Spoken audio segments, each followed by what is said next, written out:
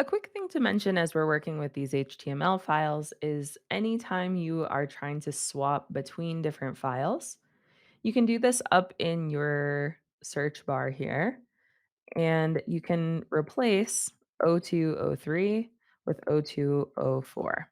So now, even though we are at our new video here, we're in our new file, we're still seeing this unexpected token error. So the reason that we're seeing this is because JSX, this tag based syntax, is not supported in the browser. So what we actually have to do here is we have to take this code, and I'm going to copy this for the sake of demo. We need to use some sort of tool as a compiler. Now, if you go to babeljs.io and you click on try it out, this will be an interface that you can use to take some code that you've written. You can see what it looks like after Babel has been used. So we're seeing that our unordered list with all these different list items is generating all of these create element calls.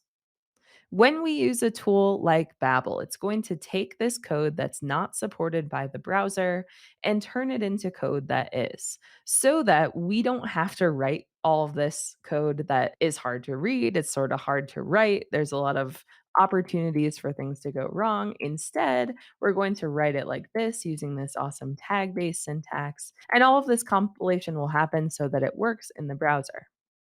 The fastest way to get started with this is to use another one of these CDN links, and I'm going to add this here. If you want to grab the link, you can always grab it from the finished file. But we're going to find this at unpackage.com slash babel hyphen standalone at 6 slash babel dot min dot js. .min just means that it's been minified for the browser so that it will work a little bit more quickly. And then the other thing that we need to do, we're still noticing if I refresh this that we have that syntax error. The thing we need to do to fix this is instead of using text JavaScript, we need to use text slash Babel.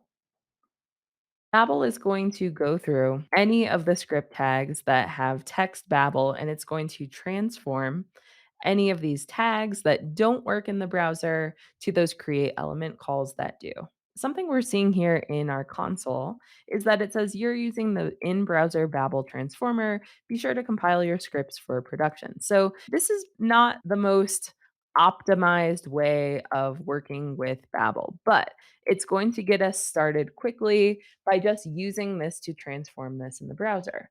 Later in the course, we'll be using other tools that are going to handle all of this before the code even gets to the browser. So that's Babel. In addition to being used for JSX, it's also used for the most modern JavaScript syntax so that we don't have to wait to use these awesome new features. We can use them right away.